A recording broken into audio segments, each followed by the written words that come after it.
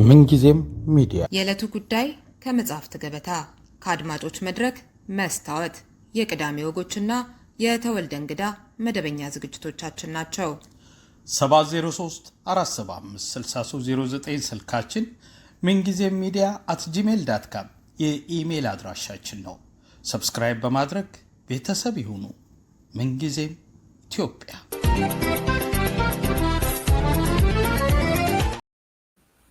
ሰላም ጤና ይስጥልኝ። በየሳምንቱ ማክሰኞ የሚተላለፍላችሁ ከመጽሐፍት ገበታ ዝግጅታችን የዛሬው እንግዳ አህመድ ሁስ ወይም ሻድ ነው። አህመድ ከዚህ ቀደም ማርሲላስ፣ የሎሚ ጭማቂ ትዝታ፣ ዶክተር ኖ የተሰኙ 3 መጽሐፍትን አሳትሟል። ዛሬ የምንወያይበት ደግሞ በመጋቢት 2018 ዓ.ም ያሳተመውን ጥሪ ወደ ሞት የተሰኘ 141 ገጾች ያሉት 4ኛ መጽሐፉን ነው። ርዕዮት ዓለሙ ፕሮግራሙን አዘጋጅቼ ያቀርብላችኋለሁ። ተከታተሉን። አህመድ ግብዣይን ተቀብለ ስለተገኘ በጣም አመሰግናለሁ። እኔም በጣም አመሰግናለሁ ርዕዮት፣ በጣም አመሰግንሻለሁ አንቺ ነው አክብሬ ስለጋበዝሽኝ። ቴንኪው በጣም እንግዲህ ማህበራዊ ሚዲያው ላይ በተለይ ወጣቶች በስሜት ተሞልተው መጽሐፉን እንደወደዱት የሚገልጹበት በርካታ ቪዲዮዎችን አይቻለሁ። እንዲህ አይነት ተቀባይነት ይኖረዋል ብለህ ጠብቀህ ነበር ስታሳትም? አዎ ተቀባይነቱን ጠብቅ ነበረ። የፍጥነቱ ጉዳይ ብቻ ነው እንጂ ፍጥነቱ ከጠበቅኩት በላይ ነው።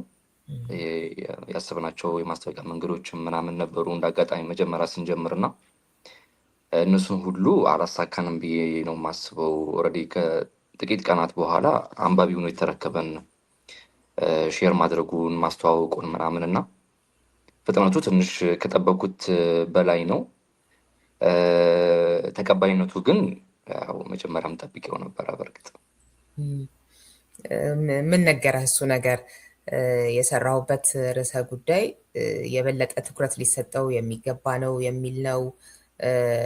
በስሜት ከመገናኘት ጋራ በተለይ ከወጣቶች ጋራ በተያያዘ ማለት ነው፣ ዘመኑን ከማሳየት ጋር ብዙ የሚለው ነገር አለ ብዬ አስባለሁኝ እና ውብ ስራ ከመሆኑም ባሻገር ማለት ነው። እሱ ላይ የተወሰነ ብንባባል ደስ ይለኛል። አው በእርግጥ ይህ መልእክት አሁን ምልሽ መልእክት ለእኔ ብቻ ሳይሆን ጉዳዩን ለሚመለከታቸውም አካላት እንደ መልእክት ነው፣ እንደ ማንቂያ ደወል ነው ብዬ አስባለሁ። ጉዳዩ ላይ በደንብ መሰራት፣ በደንብ መጻፍ፣ በደንብ መወራት፣ በነፃነት በደንብ መወያየት እንዳለብን እኔንም በደንብ አመላክቶኛል። እንዳልሽው የወጣቶቹ ሪፍሌክሽን ማለት ነው። ከኔም ባሻገር እንዳልኩሽ በጉዳዩ የሚመለከታቸው ከታች ማህበረሰብ ክፍል ጀምሮ እስከ ላይ ያሉ የሀገር መሪዎችም ጭምር የወጣቱ የስነልቦና ሁኔታ፣ ምክንያቱም ሀገር የሚያስተዳድረው እሱ ነውና ማለት ነው። ሁላችንም ጉዳዩ እንደሚመለከተን ጉዳዩ ላይ በደንብ አጽንኦት ሰጥተን ልንሰራበት፣ በደንብ ልንማከርበት፣ ልናወራበት የሚገባ ጉዳይ እንደሆነ በደንብ አመላክቶኛል ማለት ነው። እና በእርግጥ እኔ እንደ ደራሲ ጀስት ይሄ መጽሐፉን ሪፍሌክሽን እንደመቀበል ነው ልቀበል የምችለው ይህን ጉዳይ። ሌሎች ግን ይህ ጉዳይ የሚመለከታቸው አካላት ግን እንደ ቤት ስራ ሊወስዱት ይችላሉ ብዬ አስባለሁኝ። ያው መጽሐፉ ላይ የሚሰሩ የተለያዩ የሪፍሌክሽን ቪዲዮዎች፣ አስተያየቶች ምናምን ወጣቱ ምን ላይ እንዳለ በደንብ ያሳያል ብዬ አስባለሁኝ እና ለእኔ ብቻ ሳይሆን የሚመለከታቸውም ሰዎች ሪፍሌክሽኑ እነሱንም ይመለከታል ማለት ነው። መልእክቱ ለእነሱም ጭምር ነው ማለት ነው። የእነዚህ ወጣቶች መጽሐፉን አንብበው ዘወይ እንትናቸውን ስሜታቸውን ያቀሩበት መንገድ ማለት ነው እና ለእኔ ብቻ ሳይሆን ለእነዛም ሰዎች በደንብ ይመለከታል መልእክቱ። ለእኔ ግን እንደ ደራሲ ግን ጉዳዩ ላይ በደንብ ሰፋና ጠለቅ ያለ ስራ እንደሚጠበቅብን እኛም አርት ላይ ያሉን ሰዎች ደግሞ እንደሚጠበቅብን በደንብ አመላክቶኛል ማለት ነው። ከዛም በተጨማሪም ደግሞ በደንብ አሁን ያለው የወጣት ማህበረሰብ በተለይ የስነልቦና ጥያቄ፣ የስነልቦና ጉዳይ በደንብ የሚመለከተው ማህበረሰብ፣ የወጣቱ ማህበረሰብ አድማጭ እንደሚፈልግ የሚያናግረው፣ የሚዳብሰው፣ ሀሳቡን የሚያካፍልበት ሜዳ እንደሚፈልግ በደንብ አመለካች ነው ብዬ አስባለሁኝ። የአስተያየት ጉዳይ እንግዲህ ስናነሳ የተለያዩ አስተያየቶች ቅድም ከጠቀስነው ከወጣቶቹም በተጨማሪ ሲሰጡ ያለሁኝ እና ለአሁኑ የጀርባ ሽፋኑ ላይ ያሉትን ላይ ብቻ ላተኩር። የመጀመሪያው የጎበዟ ደራሲ የትዕግስት ታፈረ ሞላ ነው። ጠንከር ያለ ሀሳብን፣ ድንቅ ገለጻን፣ ጥልቅ ሀዘንን አዋውጦ በአንድ ያሰረ ጽሑፍ ነው። ገጸ ባህሪው እንደተጋደመ ህይወት በሱ በኩል እንዴት እንደተገለጠች የሚተርክልን ታሪክ ግንባራችንን ገምደን እንደተቀመጥን እንዘልቀዋለን። አህመድ ሁስ በዚህ መጽሐፉ በየትኛውም ዓለም አቀፍ የሥነ ጽሑፍ ውድድር ቢቀርብ ፊት አይመልሱበትም፣ አንገት አይቀልሱበትም ብዬ አምናለሁ። ደራሲው በዚህ መጽሐፍ ያሸከመንንና አእምሯችንን የወጠረውን ሀሳብና ሀዘን ለመቋቋም እንደ ስም የለሹ ገጸ ባህሪ መብጫ ምላጭ ቀድመን ካላዘጋጀን ለተገመደው ግንባራችን ወዮ ነው። ይችን ምጥን መጽሐፍ ብታነቡ ታተርፋላችሁ ስል በኩራት ነው ብላለች እና በየትኛውም ዓለም አቀፍ የስነ ጽሑፍ ውድድር ያለችበት ያው ቅድም እንደጠቀስኩት ውብ ስራ ከመሆኑም በተጨማሪ ርዕሰ ጉዳዮቹ ማለት እንደ ስነ ጽሑፍ ስራ ቆንጆ ከመሆኑ ባሻገር ርዕሰ ጉዳዮቹም ናቸው ብዬ አስባለሁኝ እና የሞት ጉዳይ፣ የፍትህ ጉዳይ፣ የሞራል ጉዳይ እነዚህ የሰው ልጆች ሁሉ ጉዳዮች ናቸው ብዬ አስባለሁኝ እና ገጸ ባህሪያቶቹ ስም የለሾች የሆኑት ከድመቱ ውጭ መቼቱ ጠባብ ክፍልና አልጋ ላይ መሆኑ በእርግጥ እሱን አይምሮም ልናደርገው እንችላለን። ግን የሆነ አይነት ቦታ ለመጠቀሱ ስፔሲፊክ የሆነ ኢትዮጵያ ራሱ ለማለት ብዙ የሚያስችሉ ነገሮች የለም። አልፎ አልፎ አንዳንድ ነገሮች ለምሳሌ ቡና አፈላላችን እንዲህ አይነት ነገር ካላለን በስተቀር እና እያነሳሁት ያለሁት ርዕሰ ጉዳይ እኮ በሀገር፣ በቀለም፣ በሃይማኖት እንደዚህ አይወሰንም። ለምን ብዬ ነው ለገጸ ባህሪያቶቹ ስም የምሰጠው? ታሪኩ ለሚከናወንበት የሆነ ሀገርና ጎጥ የምሰጠው አይነት ምክንያት ነው ወይስ ሌላ ተጨማሪም ሊኖር ይችላል? እሱን እናውራ።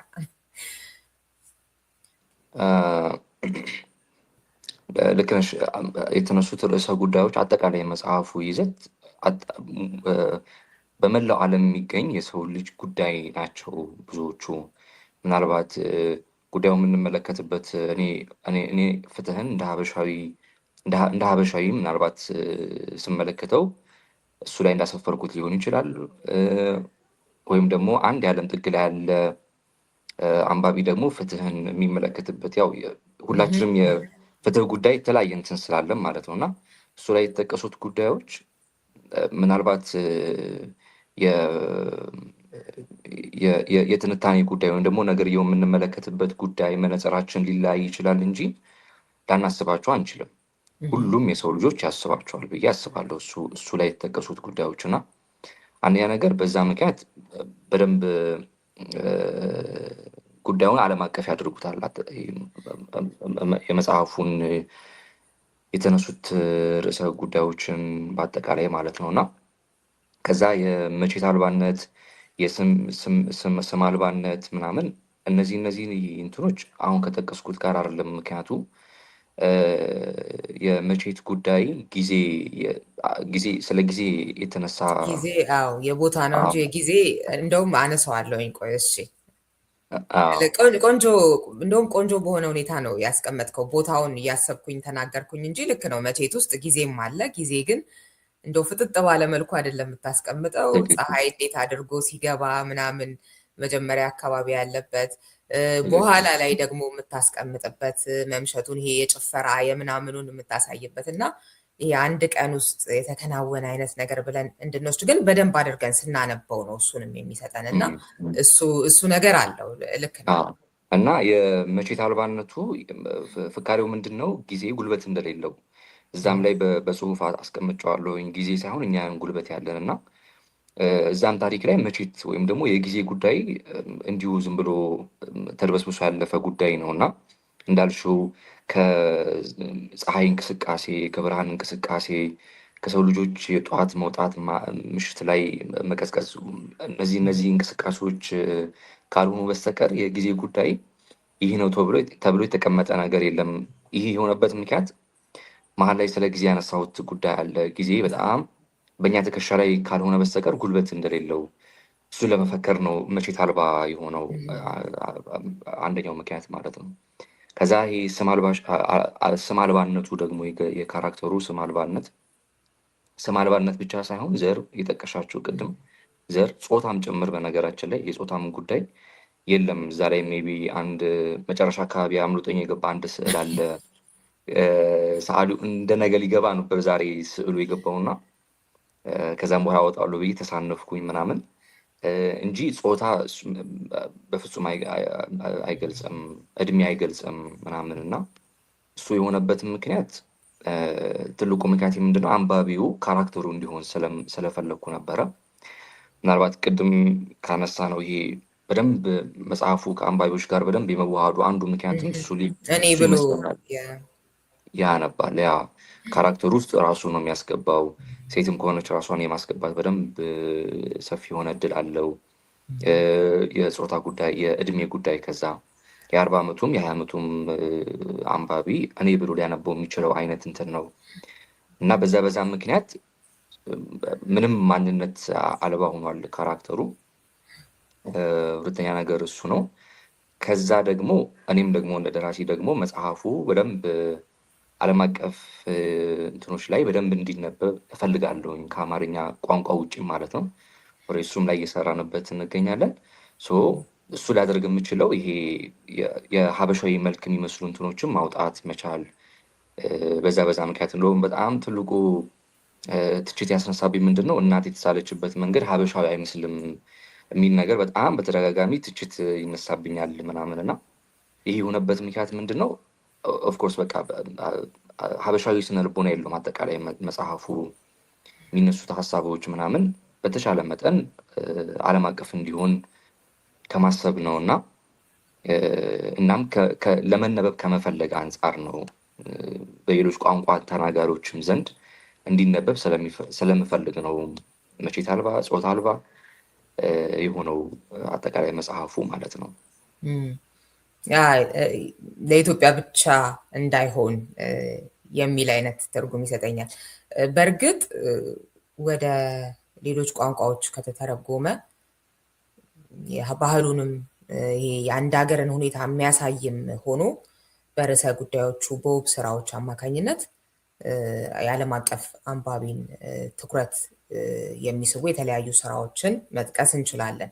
ግን ደግሞ ይሄኛው አሁን ያልኩት ርዕሰ ጉዳዩም እኮ ዓለም አቀፋዊ ነው። ስለዚህ ደግሞ ይሄ ጾታ አልባነት፣ ስም የለሽነት ምናምኑ ደግሞ እሱ ሌላ ተጨማሪ ነገር ይሆናል እና ያቀለዋልን ብዬ ደግሞ አስባለሁኝ። የግድ አሁን የባህላዊ ምናምን እንዲህ ነገሮችን ከሆነች ሀገር ጋር የሚያያዙ ነገሮችን እነሱን ለመፍታት መፈለግ ሳይሆን ትልቁን መልእክት የማግኘት አይነት ነገር ላይ ብቻ የማተኮር ነገር ይኖራል ብዬ አስባለሁ።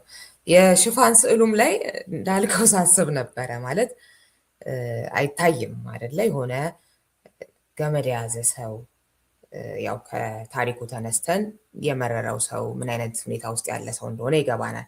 አንገቱን የደፋ ሰው እናያለን። ሴትም ልትሆን ትችላለች፣ ወንድም ሊሆን ይችላል አይነት ነገር ብዬ እግሮቹን እያየሁኝ ይሄ ግን የወንድ ነው ምናምን ነገር ስል ነበር እንጂ እሱ ጋር ራሱ የሆነ ጥንቃቄ እንዳለ እንትን ይላል፣ ያስታውቃል። የሆነ ላለማሳየት በእርግጥ የማይታይበት ምክንያትም እሱም ይገባኛል። ይሄ ከጾታዊ ጉዳዮችም ያለፈም ነገርም አለው እና የመጽሐፉን መንፈስም የሚሸከም ነገር አለው። እሱንም እያሰብኩ ነበረ ልል ነው። ስዕሉ ግን ስዕሉ እዚህ ጋር ላቋርጥሽ ነው። እሺ ስዕሉ እኔም ከወጣ በኋላ ነው በደንብ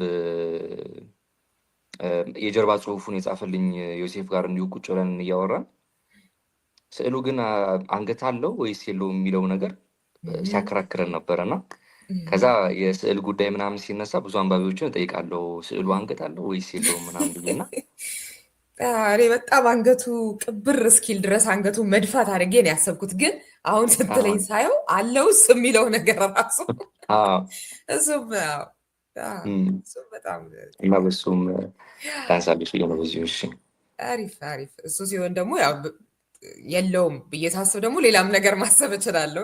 እንደዛ አላሰብኩትም። እኔ እስኪቀበር ድረስ የተደፋ አንገት፣ የችግሩን ጥልቀት፣ የስሜቱን በቃ ክብደት ምናምን ነው ያየውበት የነበረው። ሌላው ሁለተኛው አስተያየት የዶክተር ሽመልስ ይርጋ ነው። በዚህ ዘመን ሞት በጉያችን ይዘነው የምንዞረው ሆኗል። እንኳንስ ወዳለበት ሄደንበት እንደ ጥላ ስርስራችንን ይከተለናል። ወጣቱ ስሜተ ስስ እየሆነ ነው። ወደ ሞት የሚወስደውን ጎዳና አመላክተነው ይቅርና ቅያሱ ሁሉ ወደ ሞት አድራሽ ሆኗል። ስለሆነም ይህን መጽሐፍ ማንኛውም አይነት ስነ ልቦናዊ ችግር፣ ከፍተኛ ድብርትና ጭንቀት ውስጥ ያለ ሰው እንዳያነበው ይመከራል ብሏል እና አንተም ደግሞ አትመኸዋል። ብዙም እንደዚህ የተለመደ አይደለም እና መልካም የምንላቸውን ወይም ደግሞ ስለ መጽሐፉ የተሰጡ አስተያየቶች የሆነ የነበብ አይነቶቹን ብቻ ነው የማተም ነገር ያለው በአብዛኛው ማለት ነው። እንዲህ አልፎ አልፎ የምንጠቅሰው ዳዊት ጸጋዬ እንዲህ እያልን ካልሆነ በስተቀር ማለት ነው። እናንተም ያው እንዳያነቡት ይመከራል የሚለውን አትመኸዋል እና እሱን አይነቱን በራስ መተማመን ልበለው የኃላፊነት ስሜት ልበለው እሱን ያደረክበትን ምክንያትም እንደዚሁ ትነግረኛለህ። ለምን ማንም የሚያደርገው ነው ብዬ ስለማላስብ ማለት ነው። መደረግ ያለበት ነው ግን ማንም ሊያደርገው የሚችለው ስላልሆነ ማለት ነው። እና ስለሱ ትልቁ ምክንያት ኃላፊነት ከመሰማት አንጻር ነው። መጽሐፉ ሲዘጋጅ ወይም ደግሞ እንትን ሲወጣም ምናምን ሳዘጋጀው ይሄ ከርዕሱ ጀምሮ ጥሪ ወደ ሞት ሆነ እንጂ ጉዳዩ ትልቁ ዓላማው ህይወት መመርመር ነው ምናምን እና ግን ተጽፎ ከወጣ በኋላ ማለት መጽሐፉ እንዲያነቡት የሰጠኋቸው ሰዎች አንዳንዶቹም ይሄ ለመጨረስም ሲታገሉ ምናምንም አስተውያለሁ። ከዛ ደግሞ ጉዳዩ እኔ እንደ ዓላማ ብዬ ከያዝኩት ጉዳይ ውጪ በኋላ ሊፈከር እንደሚችልም ስለተሰማኝ እሱን አስተያየት ለማስገባት ተገደናል። ከዛ ከሱም በተጨማሪ ደግሞ እዚሁ ከቨር ላይ ደግሞ 18 ፕላስ የሚል የእድሜው ጉዳይ ብቻ በቂ አልነበረም። በእርግጥ አንዳንድ ቦታ ላይ እሱ ነገር እንደውም ሊያስቆመው አልቻለም ይመስለኛል። ምናልባት እንዲሁ 18 ፕላስ ስንል ነጋዴም ኃላፊነት ተሰምቶት እንዳይሸጥ ያው ያስታውቃል መቼም እና ከዛ ደግሞ ወላጅም ደግሞ እጃቸው ላይ ያሉ እኔ ብዙ ጊዜ ይሉኛል። በእርግጥ ይሄ ነገር በደንብ ይሰራልን ይመስለኛል። 18 ፕላስ ማለታችን ብዙ ወላጆች ልጆቻቸውን መጽሐፉን እንደተቀበሏቸው እንደነጠቋቸው ምናምን ብዙ ወላጆች ይነግሩኛል እና 18 ፕላስ የሚለው በደንብ ውጤት ያመጣ ይመስለኛል። ምናልባት የጀርባ ጽሁፉ ግን ልክ እንደ እድሜው ሁሉ ሰርቶልናል ወይስ አልሰራልንም አይዶን ነው። ግን እኔ ከኃላፊነት መሰማት አንጻር እንደዚህ አይነት ሰዎች እንዳያነቡት ከሚል እንትን ነው የዶክተሩን አስተያየት ያሰፈር ነው ማለት ነው። እና ትልቁ ምክንያቴ ከኃላፊነት አንጻር ነው ማለት ነው። እንግዲህ ይስራልን አይስራልን አላወኩም። እንግዲህ የ18 ፕላሱ ግን ብዙ አስተያየቶች ይደርሱኛል ከወላጅ መጽሐፉ እንደተቀበሏቸው ከልጆች እና እንዲህም እንዲሆን ስለምንፈልግ ነው እድሜውንም ያስገባ ነው። ግን እድሜ ብቻ በቂ አይደለም። የአንባቢዎች የስነ ልቦና ሁኔታ ወሳኝነት አለው ለማንበብም ጭምር ማለት ነው። አዎ በጣም መለመድም ያለበት ነው ብዬ አስባለሁ። እንደዚህ የእድሜ ጉዳይ መደረግ ያለበት አስተያየቶችንም እንደዚህ አይነቶችንም ጭምር የማተሙም ጉዳይ የተመሰገንበትን ብቻ ሳይሆን እንደዚህ አይነቶቹንም ጭምር በጣም ቢያንስ በማተም ደረጃ እንኳን ባይሆን ቢያንስ መስማት መፍቀድ ማተሙ ያው ሌላ ነው ብዬ ስለማስብ ማለት ነው። ትንሽ ከፍ ይላል። ለመስማት እንኳን መፍቀድ ጥሩ ነው ብዬ አስባለሁ። ግን ያው ብዙ ጊዜ ስለማላይም ነው እንዲህ አይነት ነገሮች ላይ ስለምሰራ ምን ቀደመኝ መሰለ የሆነ መጽሐፍ ምረቃ የሆነ ሰው ጋበዘኝ እና እንድናገር ይፈልጋል ስለ መጽሐፉ ማለት ነው። እኔ ደግሞ መጽሐፉን አንብቤው ብዙ ነገሩ ምተቸው እና ኦኬ እኔ ለዛውም በጣም የተጣበበ ጊዜ ነበረኝ። እንደዚህ አልችልም ብዬ በቃ ካልተገኘች ምናምን ነገር አለ እና ኦኬ ከተገኘሁኝ ግን ያው ስለ መጽሐፉ ያለኝን አስተያየት በትክክል ነው የምናገረው ብዬ ነገርኩት። ምሳሌ 1-2 ነገር ጠቅሼ ማለት ነው። ከዛ ችግር የለም በቃ ምናምን ታይዋለ ማለት ነው። እና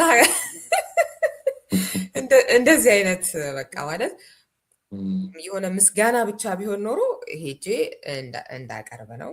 በቃ መድረኩን በሙሉ እንዲህ አይነት አስተያየቶች መልካም ያላቸውን አስተያየቶች ሙገሳ ምናምን ብቻ እንዲቀርቡ የመፈለግ ያችን እንኳን ትክክለኛ አስተያየቴን ነው የምሰጠው የተሰማኝን የሚለውን እሱን ነው እና እንደዚህ አይነት ነገሮችን አያለሁኝ እና ለዛም ጭምር ነው ከልምድም በመነሳት ደራሲያን ለመጽሐፎቻችን እንትን ማለት አለብን ብዬ አስባለሁ። ጉንጫችንን ለመሳመም ለጥፊም እኩል አዘጋጅተን ነው መቅረብ ያለብን እና ያው ከተደራሱ አስተያየት ውጪ ልንሆን አንችልም ምናምን እና ለመጽሐፎቻችን በደንብ ኃላፊነት መውሰድ አለብን። እንዳልሹም እንደዚህ መውጣት ብቻም ሳይሆን መስማትም ጭምር ትልቅ ነገር ስለሆነ ብንሰማ አሪፍ ነው ብዬ አስባለሁ። ያው ለራሳችን ነው ዝሮ ዝሮ እውነት ነው። እውነት ነው። አንደኛ እንትንም ነው አይደል? ጥሩ እኮ ነው። የበለጠ አይምሮህንም ያሰፋዋል አይደለም? የሆነ እንደ ደራሲም እኮ ይሄንን መሸከም አለመቻል ምን ማለት ነው ምናምን ብዬ ራሴን የምጠይቅባቸው አሉ። የሆነ ነፃ የሆነ ሰፋ ያለ አስተሳሰብ ያለው ምናምን ነው እውነተኛ ደራሲም ብዬም ስለማስብ ማለት ነው። እና አንዳንዴ ግን እንዲህ አይነት ነገር ታያለህ እና ለዛ ነው ያነሳሁት። ቅድም ያነሳቸው ጉዳዮች ነበሩ። ያው ርዕሱ ጥሪ ወደ ሞት ስለሚል ነው እንጂ ህይወትን የመመርመር ጉዳይ ብለህና፣ አዎ ህይወት በደንብ ይመረመርበታል በተለያየ ርዕሰ ጉዳዮች አማካኝነት። አንዱ ርዕሰ ጉዳይ ግን ያው ጎላ ብሎ የሚታየው ሆነም ቀረም ሞት ነው እና ርዕሱ እንደዛ ሲሆን እንደገና መታሰቢያነቱ ለመቃብር ሰፈርተኞች የሞት ትርጉም ጉዳይ በደንብ ይመረመራል እና የሽፋን ስዕሉ ቅድም የተባባል ነው የመታነቂያ ገመድ አይነቱ ነገር እሱን ስናይ ሞት በዚህ መጠን የሚያብሰለስል ርዕሰ ጉዳይ የሆነበት የሆነ የተለየ አጋጣሚ ይኖር ይሆን አይነት ጥያቄ ያደረብኝና የሚያብሰለስል አይደለም እያልኩ አይደለም፣ ግን ምናልባት የምታካፍለን የሆነ ነገር ሊኖር ይችላል ብዬ ነው።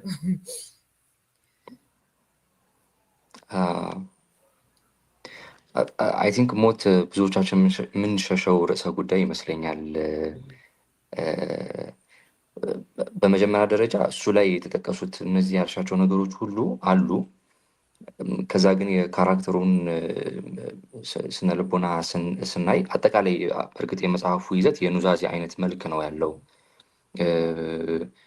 አንድ ራሱን ሊያጠፋ ወይም ደግሞ ተስፋ የቆረጠ በህይወቱ ተስፋ የቆረጠ ሰው እኔም እንደ ደራሲ አንባቢም ደግሞ እንደ አንባቢነቱ የዚያች ቀን ላይ ቢያገኘው ምን ሊመስል ይችላል የሚለው እንደ ሙከራ ነው የቀረበው። የኑዛዜ አይነት መልክ ነው ያለው ምናምን እና ያልሻቸው ነገሮች ጉዳዩ ሞት ብቻ ይምሰል እንጂ ራሱንም ሊያጠፋ የተዘጋጀ ሰው አይነት ንግግሮች አይደሉም የሚያነሳቸው ርዕሰ ጉዳዮች። በጣም ፓወርፉል እና በደንብ የአንባቢን ልብና አእምሮ በደንብ ሊነኩ የሚችሉ የምርም ክፍት ሆነን ከሰማናቸው ከተቀበልናቸው ምናምንና ማለት ነው። ኒቼ አንድ ስለ መጽሐፍት የሚያነሳው ነጥብ አለ። በጣም የምጋራው ነገሩ ምንድን ነው? ኒቼ ምን ይላል? መጽሐፍት በቃላቶቻቸው በኩል ወይም ደግሞ በፊደላቱ በሀሳቡ በኩል ልክ እንደተጨበጠ ቡጢ መሆን አለባቸው። የአንባቢን ልብና አእምሮ በደንብ መምታት አለባቸው የሚል እምነት አለው ኒቼ እና በእርግጥ ይሄ ፍካሬ ለሁለቱም ነው። ለመዳበሱም ለመምታቱም ጭምር መዘጋጀት አለባቸው። መጽሐፉ ላይ የተጠቀሱት ሀሳቦች ፊደላቶቹ ምናምን እና ፊደላቶቹ ስል እንትን ውስጥ ይግባልኝና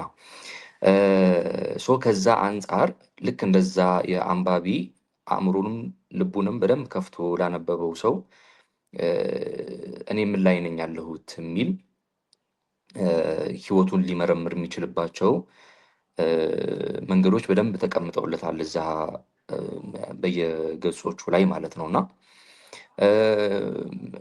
ህይወቱን መጠየቅ የሚፈልግ ሰው ምን ላይ ነው ያለሁት፣ ወዴት ነው እየሄድኩ ያለሁት፣ የህይወቴ ፍልስፍና ምንድን ነው ብሎ መጠየቅ ለሚፈልግ ሰው እድሉን በደንብ ይሰጣሉ ሀሳቦቹ ማለት ነው።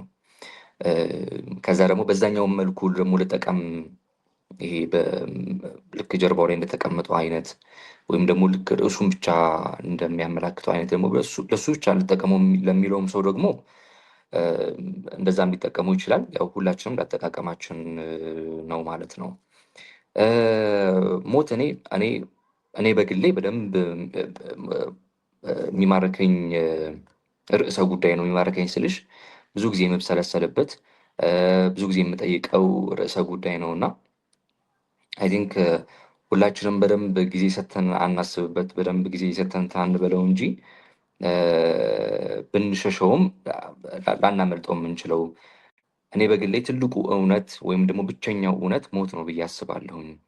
ምክንያቱም ጊዜና ቦታ ነው እንጂ የሚለየው ኦልሬዲ ሁላችንም ልንደርስበት የምንችለው ትልቁ ማረጋገጫችን ምንድነው? ሞት ነው። በቃ መጨረሻችን ሁላችንም ሞት እንደሆነ እናውቃለን። በህይወት ውስጥ ሁሉም ነገሮች ተለዋዋጭ ናቸው። ፀሐይ አለች፣ ማታ ጨለማ ነው፣ ይነጋል፣ ይመሻል። የሆነ ቀን ተፈጥሮ ተዛብቶ ሜቢ ላይነጋ ይችላል፣ ሜቢ ላይመሽ ይችላል። ነገሩ ወደ መለኮታዊ እንትን እንውሰደው ብንል ማለት ነው። ነገር ግን አሁንም እዛው ጉዳይ ላይ ቁመን ስንመለከት ግን ላንሞት ግን አንችልም። ሞትን ላንቀምስ አንችልም እና በዚህ ጉዳይ ሞት በጣም ኃያል እውነት እንደሆነ አስባለሁኝ። ከዛ ደግሞ አንድ የሆነ ጊዜ ላይ ምን እንትን ብዬ ነበረ፣ የሰው ልጅ መጀመሪያ ማሰብ ሲጀምር ስለ ሞት ነው ማሰብ የጀመረው የሚል አንድ የሶቅራጥስ ሀሳብ ይሁን የማን ሀሳብ እንደሆነ አላውቅም፣ ይህን ነገር ያነሳል እና ይህም ነገር በጣም ራሱን ችሎ በጣም ልክ የሆነ ጉዳይ ይመስለኛል። እባቡ ለመጀመሪያ ጊዜ ሴቷን ሞትን አትሞቱም ሲል ከዛ በኋላ አዳም አእምሮ ወይም ደግሞ እሱ አእምሮ ላይ የመጣው ጉዳይ ምንድን ነው? የሞት ጉዳይ፣ ሞትን መፈከር ወይም ደግሞ የሞትን ሀሳብ መስማት ነው እና የሰው ልጅ መጀመሪያ ማሰብ ሲጀምር ሞትን ነው ማሰብ የጀመረው። ከዛ ደግሞ የመንፈሳዊ መጽሐፎች ላይ ደግሞ ስናይም ደግሞ ወደ 7 አካባቢ ከሞት የተነሱ እንትኖች አሉ፣ አጋጣሚዎች አሉ። 7 ሰዎች ለምሳሌ ያው እኛ ብዙ ጊዜ የምናውቀው ዝነኛው የአላዛር ታሪክ ይመስለኛል። እሱንም ጨምሮ 7 እንትኖች አሉ። ግን እነሱ ከሞት ከተመለሱ በኋላ ስለ ሞት ምንም ያሉን ነገር የለም፣ ምንም የተቀመጠልን ነገር የለም። ሞት እንዲህ ነው ብሎ ያለን አካል የለም እና ስለዚህ ያልተነገረን ጉዳይ ላይ መፈከር የኛ ኃላፊነት ነው፣ የኛ ጉዳይ ነው፣ ለእኛ የተተወ ጉዳይ ነው ማለት ነው። ከሞት በኋላ ስላለው ነገር ማሰብ ሞት ምን ሊመስል ይችላል ብለን ሁላችንም በየራሳችን የህይወት ፍልስፍና ውስጥ እየከተትን ስለ ሞት ልናስብ ግድ ይለናል። ከዛ በዚህ ምክንያት እኔ በግሌ ስለ ሞት ያለኝ አስተያየትም ሌላ ነው። ብዙ ጊዜም ደግሞ ሰጥቼ ደግሞ ልብሰለሰልበት የምችለው ጉዳይ ሞት ነው እና ሜይ ቢ በሱ መጽሐፍ በደንብ ተገልጧል የሞት ጉዳይ። ዋና ኮር ሀሳቡ ሞት ይሁን እንጂ እንዳልኩሽ ማሰብ ለሚፈልግ ሰው የህይወቱን ፍልስፍና መመርመር፣ የቆመበትን መንገድ መመርመር ለሚፈልግ ሰው ግን የት ነኝ ያለሁት የሚሉትን ነገሮችም ደግሞ ያስቀምጣል እሱ ላይ።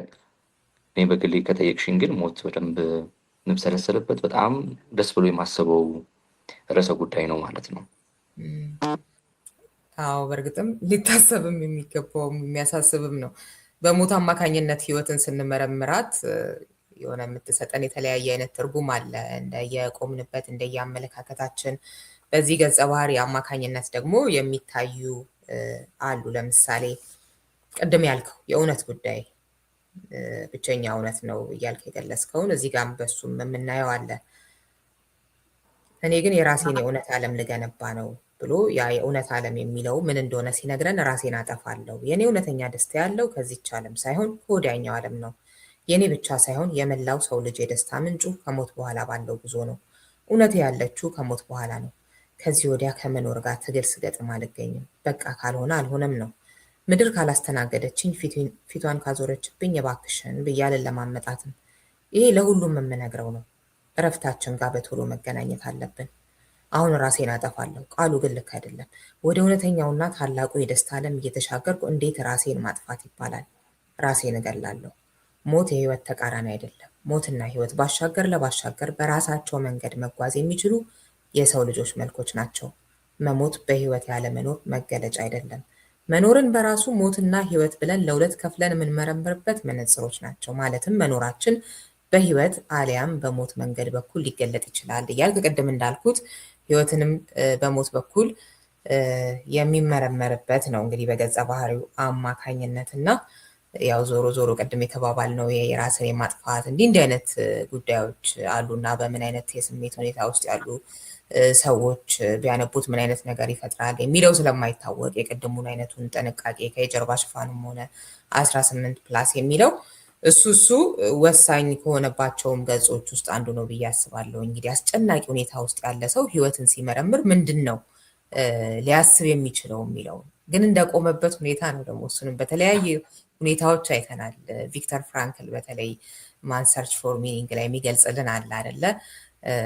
ትርጉም ሲኖርና ሳይኖር ሰዎች እዛ ሞት አፋፍ ላይ አስጨናቂ ሁኔታ ላይ ቶርቸር ላይ ሆነው ራሱ ምንድን ነው ሊወስኑ የሚችሉት ህይወትን እንዴት ነው ሊያዩ የሚችሉት የሚለውን እሱን የምናይበት ነገር አለና አንተም ደግሞ እዚህ ጋር በገጸ ባህሪው አማካኝነት የምታሳየናለ ያቺን አረቄ ሲያገኛት የመጨረሻ ለሞት የቆረጠ ሰው መቼ ውርውሬ የረሳሁት አረቄ ይሆን? ለአቅመ ንብረት መርሳት ከደረስኩ ይደንቃል። አረቄን ይመስል የነፍስ መድኃኒቴን እንዴት እረሳለሁ? ምናልባትም ቅድም ሊሆንም ይችላል እኮ የወረወርኩት፣ አሊያም ትላንትና፣ አሊያም የዛሬ 5 ዓመት፣ አሊያም ገና ነገ ሊሆንም ይችላል። አሁን መዘብዘቡን ላቁም። የቅድም የጊዜ ጉዳይ ያወራንበትንም እዚህ ጋር ማየት ይቻላል። እና ይችን ውድ ፈሳሽ ይዤ እንደ አበባ አቅፍ ተንከባክቤ በጥንቃቄ ወደ ቦታ ያመራው እግሮቼን አጣጥፌ ለፍርድ እንደተቀመጡ አማልክቶች ፍራሼ ላይ ተሰየመ። ጠርሙሷን አጥብቄ ቢዛት ተፈረካክሳ የምትደቅ መሰለኝ። ብለቃት ደግሞ እንደ ፉዬ ጥላኝ ወደ ላይ ትጓዛለች በሚል ስጋት ተጠነቀቅኩላት። ምናልባት አሁን በዚች ደቂቃ ሞት ፊት ለፊቴ ቢመጣ እፋለመዋለሁ። በዚች ቦታ ላይ ሆኜ የምኖርለት ዓላማ አለኝ። ለአንድ ጉንጭ አረቄ ስል እስከ ጥልቁ ወርዳለሁ። ደረቴን ለጦር እሰጣለሁ። ለሰከንድ ዕድሜም ቢሆን የምኖርለት ዓላማ አግኝቻለሁ። ለካንስ እስከ ዛሬ ለመኖር ማልጓጓው ይህ የኔ ነው የምለው የዓለም ድርሻዬ ባለመኖሩ ነበር ይላልና እሱ ጋር ራሱ የመኖር ዓላማ ሲኖር አንዳች እንኖርለታለን፣ እንሰራዋለን የምንለው ነገር ሲኖር ህይወት እንዴት ሊጣፍጥ እንደሚችል እና ለካ እስካሁን ድረስ የማልጓጓው ለመኖር የሆነ አንዳች ዓላማ እንግዲህ አረቄውን ነው። የዓላማ ምን ሊሆን ይችላል? ከዚህ ቀደም ስንነጋገር ነበር እና ዓላማ ምን አይነት መሆን አለበት? የሆነ ትልቅ ትንሽ ምናምን የምንለዋል። እሱ እንደ ግለሰቡ ነው የሚወሰነው። ግን አንዳች ዓላማ የሚለው አይነቱም ነገር እሱንም እንዳስብ አድርጎኛል ልልህ ነው። ወደ አንተ ልሂድ።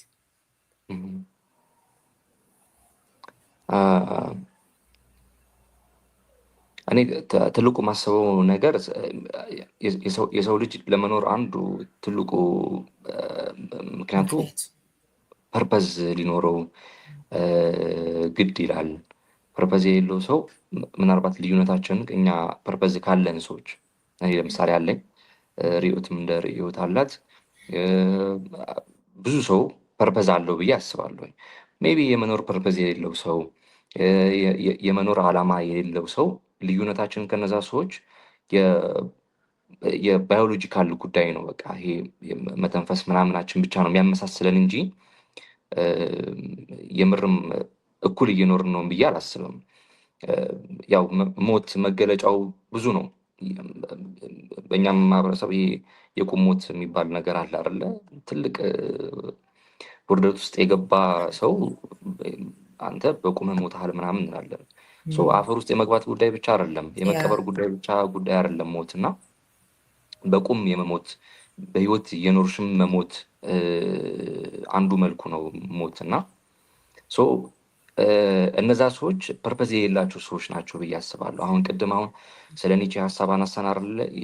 የቡጢው ጉዳይ መጽሐፍት አንባቢው መምታት አለበትም ብለን ያነሳ ነው አንዱ ጉዳይ ይሄ ነው። አሁን ፐርፐዝ የሌለው ሰው ጋር ይህ መጽሐፍ ግብ ሊገባ ግድ ይለዋል ማለት ነው።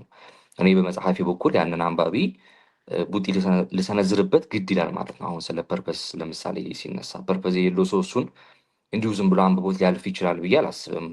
በደንብ ልብና አእምሮን ከፍቶ ካላነበበው ካልሆነ በስተቀር ማለት ነው። እና ቢያንስ ልሞክረው እስኪ። ዓላማ ስለሌለኝ ይሆን እንዴ እንደዚህ የሆነው? የበለጠ መከራን የምናይበት መንገድን ራሱ ይለውጠዋል አይደለ?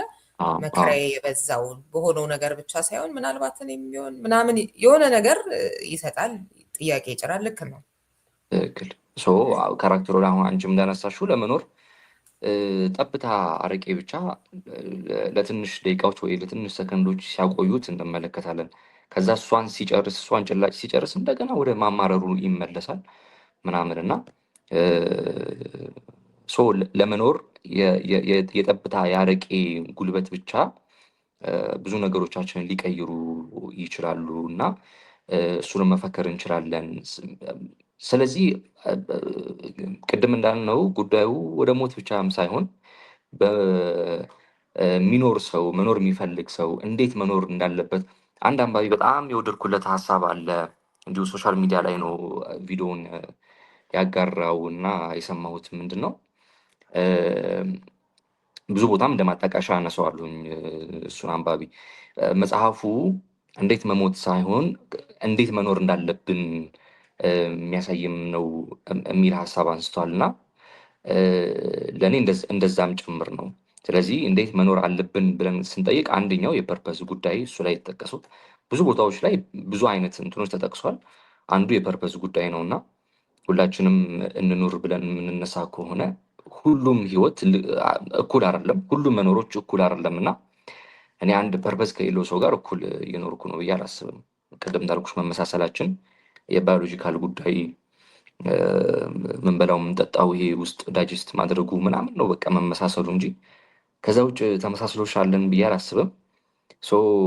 ሁላችንም ፐርፐዝ ሊኖረን ግድ ይላል ለመኖር በህይወት ለመቆየት ፐርፐዝ ግድ ይላልና ፐርፐዝ የሌለው ሰው ያው በቁሙ ሞቷል የሚል ሀሳብ አለኝ እኔ። አዎ እሱ በደንብ ተደርጎ ይታያል እዚህ ውስጥም እና ከዛ ግን በአረቂያው አማካኝነት የምታሳየን ሌላም ጉዳይ አለ አይደል? ይሄ ደስታ የሚባለውን ነገር የጠፊነቱን ጉዳይ ምናምን እሱንም እና ከዛም ያለፈ ነው የፐርፐዝ የምንለው ጉዳይ የሚለውንም እንዳስብም ያደረገኝ ነው። ይሄ ደስታ በሚሉት ነገሮች ላይ ብቻ ከተወሰንን ግን የሆነ በቃ አሁን የሆነ አገኘነው ያልነው ነገር አሁን መልሶ የሚጠፋበት አይነት ነገር እንደው ዓለምን አሁን ተረጋጋሁባት የምትላት አይነት ነገር እንዳልሆነች በተለያዩ አጋጣሚዎች አማካኝነት ገጸ ባህሪው የሚነግረን ነገር አለ እና በቃ ልክ አልነበርኩም መጀመሪያም እንደዚህ መደሰት አይነት ነገር ጨበጥኩት ያስኩት ማለት አይነት ነገር እሱንም ነገር አይጨበጥነቱንም አይተነበይነቱንም በተለይ በዚህ ዘመን በደንብ አድርገን እየተሰማን ያለነው ነገር ይመስለኛል እና በጣም በጥንቃቄ ነው የቀረጽከው ብዬ ነው የማስበው። እሱ ጋር ምን ላነሳልህ ፈልጌ መሰለህ አንዱ ሀሳቦቹን እነዚህን አስቀምጠ ቅድም ያነሳናቸውንና ሌሎችንም ርዕሰ ጉዳዮች ከዛ ታሪክ የማልበስ ነገር ነው የሰራኸው ወይስ ደግሞ ታሪኩ ያው በታሪኩ አማካኝነት የተለያዩ ርዕሰ ጉዳዮች እንዲነሱ የመጀመሪያው እንደሆነ ሊጠቁሙ የሚችሉ ነገሮች አሉ። እሱኛውም ይበልጥብኛል ለኔ። ግን እስኪ አንተ ደግሞ እንደ ደራሲ ምናልባት የምትከተለውም ይሄንን ለዚህ ስራ ብቻም ሳይሆን ይሄኛው ነው የሚያረካኝ የምትለውም ነገር ካለ ታሪክን መንገሪያ አይነት ነገር የተለያዩ ርዕሰ ጉዳዮችን እንደ መንገድ የመጠቀም ነው ወይስ ለአንተ መጀመሪያ ዋናው ነገር ይሄኛውን ሰራበታለሁ የምትለው የቱ ነው ከርዕሰ ጉዳይና ከታሪክ አንጻር?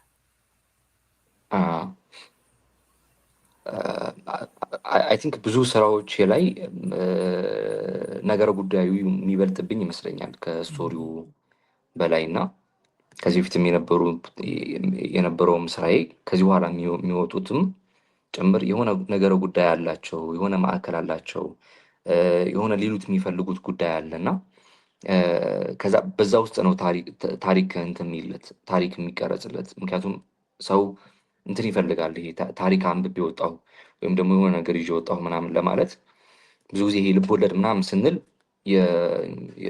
የሆነ ካራክተር ውልደት፣ እድገት፣ ሞት እዚህ ቦታ ተወለደ፣ አደገ፣ ሞተ ምናምን የሚሉትን ነገሮች ትናንትናም እንደውም አንድ ቮይስ እንዲሁ ጓደኛ ጋር ቁጭ ብለን ከፍቼ ቴሌግራም ደርሶኝ እንትኔን ጥጥት ታሪኬን ወጣሁት።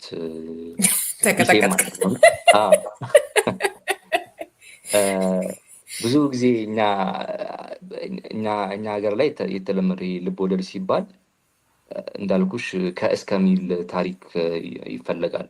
ወይም ደግሞ መጽሐፉን የሴራ ጉዳይ ያው በጣም ብዙ ጊዜ ይፈለጋል እና የኔ ስራዎች ላይ ደግሞ እሱ ነገር ይሄ ከእስከ የሚለው ነገር ብዙ እንትን የለም። የሆነ ካራክተር ወይ የሆነ ታሪክ ይሰጠዋል ጉዳዩ። ከዛ መሻገር ያለበት ጉዳይ ርዕሰ ጉዳዩ እኔ ማሳለፍ የፈለግኩትን ጉዳይ በዛ ካራክተር ወይም በዛች ካራክተር ምክንያት ላስተላልፈው እችላለሁኝ። የጥሪ ወደ ሞት ላይ ስመጣልሽ የመጀመሪያው እርሾ የነበረው እሱ ላይ የተጠቀሱት ስለ ሰው ልጅና ስለ ብቸኝነት የተጠቀሱት ሀሳቦች ናቸው። የመጀመሪያ እርሾዎቹ 3 እና 4 ገጽ ይሆናሉ። የዛሬ ስንት ዓመት ገደማ ነበር ተጽፎ የተቀመጡት የነበረው እና ከዛ እሱ ሀሳብ ውስጥም ነበርኩ እኔ በሰዓቱ የነበርኩበት አቋሜ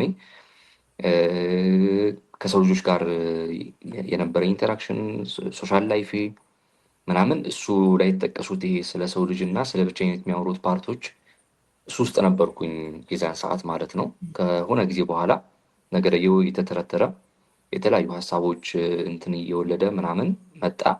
መጨረሻ ላይ ግን ታሪኩ መግባት ነበረበት። እሱ ላይ የተጠቀሰው ይሄ እንደ ፍላሽባክ የሚያነሳው ካራክተሩ ፍላሽባክ የሚያነሳው ታሪክ የሚተርክልን ታሪክ እሱ መግባት ነበረበት። ከሀሳቡ ጋር ሊገጥም የሚችለው ታሪክ እሱ ሆነና ታሪኩ ለመጨረሻ ጊዜ ላይ ተሰራ። ከዛ መሀል ላይ እንዴት ይቅረብ የሚለው እንትን ሲመጣ ራሱን ችሎ ከሚቀመጥ መሀል ላይ እንደ መሸጋገሪያ ሰውም ደግሞ እረፍት ይወሰድ። ይሄ በጣም ዳርክ አይደለ? አብዛኞቹ ሀሳቦች ተብሰልስሎት ምናምን ይፈልግ የለ እሱን እንደ መሸጋገሪያ አድርጌ ላቅርበው የሚል አፕሮች ነው የነበረው መጀመሪያ ላይ። ግን መጽሐፉ ከወጣ በኋላ ግን ከሀሳቦቹ ከነገረ ጉዳዩ በላይ በደንብ ሂት ያደረገው ግን ታሪኩ ይመስለኛል። አዎ ቅድም ያልኳቸውን ቪዲዮዎች እንደዚህ ሳይ እሱ ነው ለእኔ በእርግጥ ያኛው ነው ያመዘነብኝ። ግን ያ አሁን ካለንበት አስጨናቂ ሁኔታ አንጻር ወጣቶች ራሳቸውን ያያያዙት ከካራክተሩ ይሄ የታሪኩ ጉዳይ የበለጠ እንደመሰጣቸው አየሁኝ። እንዳልኩ ነው ለእኔ ያኛው ነው በእርግጥ እንትን ያለብኝ የበለጠብኝ። ታሪኩም ምርጥ ነው፣ ምንም ጥያቄ የለውም። ግን ያው የሚበልጥብህ ደግሞ አለ አይደለ? እሱ ታሪኩ እንደማዋዣ አድርጌ ነው ያሰብኩት። አንዳንድ ቦታ ላይ የሆነ ይሄ ነገር ተጋነነ ምናምን፣ በእርግጥ ያው ማጋነንም የሚቻልበትን አይነት ነገር ነው የጽሁፉ አጠቃላይ ሂደት ስትሪም ኦፍ ኮንሽስነስ የምንለውን አይነት ነገር ነው እንግዲህ ትውስታዎቹን እንደገና ሀሳቦቹን እዛ ውስጥ እኮ ቅዠቶችን ምኖችም ሊኖሩ ይችላሉ አይደለ? ስለዚህ ያ ቢሆን ግን ያም ሆኖ የሆነ ተጋነነ ምናምን ያልኳቸው ነገሮች እና አይ ደግሞ ይደረጋል ሁሉም የሚባልበት አይነትም ዘመንም ነው እና ደግሞ አንዳንድ ጊዜ ሆነ አይደረግም ምናምን ለማለትም ደግሞ መድፈርም አልቻልኩኝም እንጂ እንደሱ አይነት ስሜትም ከታሪኩ አንጻር የተሰሙኝ ቦታዎች ነበሩ። እንግዲህ አድማጮች ያንበቡት ሲያነቡት ያገኙታል። የአስተዳደግን ጉዳይ በልጅነት አይምሮ የምናያቸው የምንሰማቸው የምንቀበላቸው ነገሮች በኋለኛው ህይወታችን ላይ ምንም እድሜውም እንኳን ባይጠቀስም ያላቸውን አሻራም የምናይበትም ነገር ነው። የወላጆቹ ማንነት ለምን እንደዛ ሆነ? ሰው የሚጠላ ነው አይደለ? በጣም በሚገርም ሁኔታ በቃ ሰው የሚባል ነገር ራሱን እንደውም በምላጭ የሚበጣ ሁሉ በቃ የሰው ድምፅ ምናምን ሲሰማና ራሱን ከሰው ያገለለ ለምን ሲባል ግን ያው መደለደል የሆኑ ታሪኮችን አስቀምጠህልናል እዛ ጋር እንዴት ደረሰ የሚለውን እና እንደዛ ባይሆን ይገርማል አይነት እንዳንፈርድበት የሚያደርገን አይነት ነገር እናገኛለን። እና እንደው እሱንም ነገር ሳነሳ ስለ ሰው ልጆች ምንድን ነው አህመድ ከገጸ ባህሪው ሌላ የሚያስበው የሚለውንም መነጋገር እንችላለን።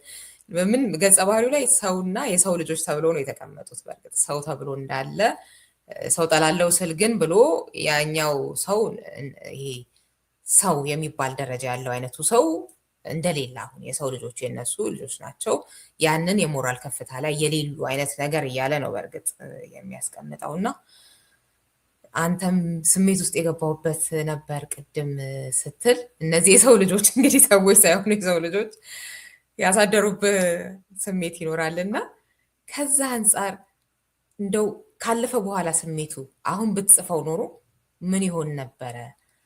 ወይስ ያው ነው ሊሆን የሚችለው? እሱን እስኪ ወይስ አላለፈም ስሜቱ? አይ አሁን እንኳን አልፏል። ይኸው አንቺም ጋር ቁጭ ብለን እያወራን ነው። አዎ የካራክተሩን ሀሳብ አሁን የሰው ልጆች ጉዳይ ላይ የካራክተሩን ሀሳብ የዛን ሰዓት እጋራው ነበረ። እኔም አለው መጽሐፍ ውስጥ አለው የማስበው እሱ ቦታ ላይ ነው። ግን አሁን ሳይሆን በዛን ጊዜ ነገርየው በተጻፈበት ወይም ደግሞ ነገርየው ሀፕን ባደረገ ሰዓት ላይ የካራክተሩን ሀሳብ 100% እቀበለው የነበረበት ወቅት ነው። ምናልባት አሁን ብጽፈው እርግጠኛ አይደለሁም የእሱን ያክል በደንብ ጨክንበታለሁ ብዬ አላስብም። ሀሳቡም ላይ አጠቃላይ ሰው ልጆችም ላይ አሁን በጣም ነው የምወዳቸው። የዛን ሰዓትም ወዳቸው ነበር። ግን አንዳንዴ በህይወት አጋጣሚ የሚሰሙሽ እንትኖች አሉ አይደል? የማይሰነብቱ ግን ደግሞ በሰዓቱ ግን በደንብ እንትንሽን ውስጥሽን በደንብ አመሰቃቅሎት የሚሄዱ የህይወት አጋጣሚዎች አሉ እና ከነዛ መካከል እሱ ነው። ደግሞ ሰው ደግሞ እንትኑ ማሳለፍ ይፈልጋል፣ የሆነ ሚዲየም ይፈልጋል እኮ ከሰው ጋር እንትን ለማለት። ለምሳሌ አርት ውስጥ ብንገባ እንደው ሰዓሊውን በስዕሉ፣ ሙዚቀኛውን ደግሞ በሙዚቀኛው፣ በሙዚቃው፣ በግጥሙ፣ በዜማው በሱ በኩል ራሱን እንትን ሊል ይችላል። ሌላም ሰው እንደዚሁ በቃ ራሱን መግለጥ ራሱን ማሳለፍ በሚፈልግበት ሚዲየም በኩል ሊያሳልፍ ይችላል። እኔ ደግሞ እንትኔ ፕሮፌሽን መጽሐፍ ነው። ላሳልፍ የምችለው በመጽሐፎቼ በኩል ነው ሊሆን የሚችለው እና ከስራዎቼ ውስጥ በደንብ ገባሁበት ብዬ የማስበው ይህን ስራዬን ነው። ከዚህ በፊት የነበሩትም ብዙም አይደለም፣ ከዚህ በኋላ ያሉትም ላይ ብዙም ጣልቃ አልገባ እችላለሁኝ። ጣልቃ መግባት ስልሽ የካራክተሮቹን ሀሳብ እኔ መወሰን ሳይሆን ግን ሀሳባቸውን የመጋራት የምርም የመኖር ውስጥ ስንመጣ ግን የጥሪ ወደ ሞት ላይ ብዙ ቦታዎች ላይ ተገልጠው እናያለን፣ በዛን ሰዓት ማለት ነው። አሁን ሰዓት ላይ ብጽፈው ግን እንዳልኩሽ በዚህ ልክ ጉልበት አለው ብዬ አላስብም። በዚህም ልክ እኔም ደግሞ ካራክተሩም ላይ አጠቃላይ ሰው ልጆች ላይ ጨክናለሁ ብዬ አላስብም እና እኔ በግሌ የካራክተሩን አይነት አኗኗር ወይም ደግሞ የላይፍ ስታይል የለኝም። የሰው ልጆችን በደስተኝነት እወዳለሁኝ። በህይወት ደስተኛ ነኝ። የመኖር ፐርፐዝ አለኝ፣ ተስፋ አለኝ። አጠቃላይ ህይወቴ ብራይት ነው ልልሽ እፈልጋለሁ። አይ ቲንክ ይሄ የብዙ ሰዎች የብዙ አንባቢዎች ጥያቄም ይመስለኛል እና እንደውም አንዳንዴ እንደዚህ ሶሻል ሚዲያ ላይ ዘፈን ምናምን አሁን ይሄ መጽሐፉ ከመጣ በኋላ እንደዚህ ከዘፈን ጋር ምናምን አቀናብሬ እንትን ስል ብዙ ኮመንት ይመጣልኛል። እኛን አስደብረህ አንተ ትዝናናለህ ምናምን የሚል እና ብዙ ሰው እዛ ውስጥ ነው የሚጠብቀኝ ምናምን እና እኔ እዚህ ሰዓት ላይ የለሁም እሱ ውስጥ። እሱን ስትል ግን ምን መጣብኝ መሰለህ? ልክ ነው፣ አሁን ያስቃል። አይቼዋለሁ እኔም እንደዛ እንደሚሉ የጻፍከውን እና ፌስቡክህ ላይ ግን እኮ የሆነ እውነት አላቸው አይደል? ከሚያስቅ ከመሆኑ ባሻገር አንተ የለህበትም ወይም የሆነ ወቅት ነው የነበርክበት። ሰውን ግን አሁን እየከተትክ ነው እና እንዴት ነው ማለት አሁን ይሄ ልክ እንደ አንድ የስነ ጽሁፍ ስራ ልክ ነው። የግድ አንተ ብትኖርበት ባትኖርበትም እንደዚሁ ሙሉ ለሙሉ እንደው የኢማጂኔሽን ብቻ እንኳን ቢሆን ሊሰራ የሚችል ነው። ግን እንደው ከሌሎች ነገሮችም አንጻር አሰብኩት። አንዳንድ ጊዜ ሰዎች የሚያስቡት ነገር ይኖራል፣ የሚሰማቸው ነገር ይኖራል። እሱን የሰጡን የሆነ በሚማርክ መልኩ በንግግር በጽሁፍ ሊሆን ይችላል። እሱ ነገር ግን ልክ ነው ወይ? ለሌሎች ነገሮችም ነው የምልህ። ስነ ጽሁፍ ስራ የግድ አይደለም አልፈበት ባታልፍበትም እንኳን ለፈጠራ ስራ ምንም ሊሆን የሚችልም የሚገባውም ነገር ነው። ግን ሌሎች ጉዳዮችም ላይ እንደዚህ ልንመረምር አይገባንም ወይ? ሰዎች አርጉ እያሉን ያልሆኑበትን ራሳቸውን የሚጠብቁበትን ምናምን አይነት ነገር ሌሎች ግን የሚማገዱበትን እንዲህ አይነት ነገር ስታይ የሌሉበትን ነገር የሚሰጡበትን በጣም በጣም በጣም ብዙ ነገር እንዳስብም የሚያደርገኝ ነገር ነው እና ያንን ይዘው ግን ሰዎች ሊገሉ ሊሞቱ ይችላሉ። የሆነ ሰንበድ የሰጣቸውን ነገር ይዘው ማለት ነው እና ለዛ ነው መጽሐፉ ውስጥም በደንብ ተደርጎ ህይወትንም የመመርመር ጉዳይ ነው ያልከው፣ የዓላማ ጉዳይ፣ ሌሎች ያሸከሙትን ያለመኖር ጉዳይ፣ ራስን የማወቅ የመመርመር የራስን ሀሳብ የመያዝ ጉዳይ በደንብ ተደርጎ ነው የሚነሳው።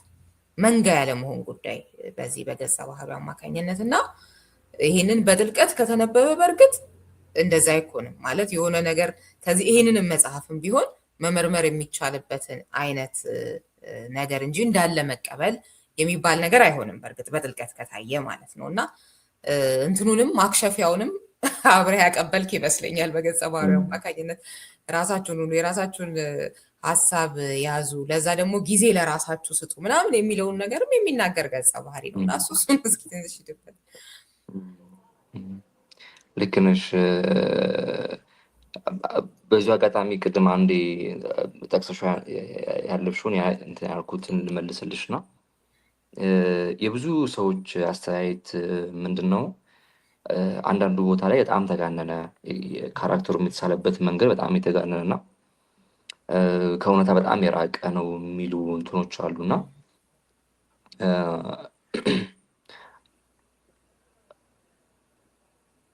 አንዳንድ ኤሌመንቶች አሉ ከወቅታዊ ጉዳይ የተወሰዱ ከአጠቃላይ የሰው ልጆች ህይወት በዙሪያ እኔ ከመመለከታቸው ማለት ነው። ያው ጽፌ የለ ዙሪያ መመለከት አለብኝ። የሀገሪቱ ወቅታዊ ጉዳይ ምንድን ነው የሚሉትን ነገሮች ማየት አለብኝ። የማህበረሰቡ የስነ ልቦና ውቅር ምንድን ነው የሚሉትን ነገሮች በአቅሜ ለመመርመር ሞክራለሁ፣ ግዴታዬም ስለሆነ ማለት ነው። እና እንደዛ ነገሮችን ስንመለከት አንዳንድ ኤሌመንቶች አሉ ማለት እኛ አልደረስንባቸውም፣ አንቺ እንደ ህይወት አልደረስሽባቸውም እና እኔ ያልተመለከትኳቸው ማለት አይደለም። እና ለምሳሌ አንዱ አጋጣሚ እሱ ይሄ መጨረሻው የአባት ልጆቹ እንዴት እንደዛ ያደርጋል የሚል ጥያቄ ተነስቷል። እና አንዱ የሚፈጥረው እሱ ነው። ልክ ነህ። ቅድም ይደረጋል ሁሉም የሚለውን ያመጣሁት ለዛ ነው። ለምሳሌ አሁን እሱ አጋጣሚ የጓደኛዬ ለምሳሌ አጋጣሚ ነው። ከ5 እስከ 8 አብረን የተማርን ጓደኛዬ ጋር እዛው ከተማችን ላይ በባለፈው የሰሜኑ ጦርነት ጊዜ ከታናሽ እህቱ ጋር በአባቱ ተገለዋል። ለምሳሌ እዛ አካባቢ ያሉ ሰዎች ጉዳዩን ያውቁታል፣ ሚዲያም የተከታተሉ ሰዎች ጉዳዩን በደንብ ያውቁታል። እና ስለዚህ እሱ ነገር ሊፈጠር አይችልም ልትኝ ያቺም አንባቢም እንደዛ ሊጠይቅ አይችልም ምናምን። ግን አብዛኞቹ እንትኖች ትችቶች ወይም አብዛኞቹ ጥያቄዎች ከእውነታ እንዴት ሊርቁ ይችላሉ በዚህ ልክ ምናምን። ከዛ ደግሞ ተስፋ መቁረጥ ውስጥ በዚህ ልክ እንዴት ሊሆን ይችላል? ለምን ጭላንጭል አልተመለከተም? ትንሽ የብርሃን ጭላንጭል ለምን ተነስቶ ምግብ ለመፈለግ ለመመገብ ምናምን አልሞከረም? ምናምን የሚሉ ጥያቄዎች ይነሳሉ። እና ይሄ አንድ ራሱን ሊያጠፋ የተዘጋጀ ካራክተር ምን ሊመስል ይችላል የሚል ሙከራ አይደል? ቅድም እንዳልኩሽ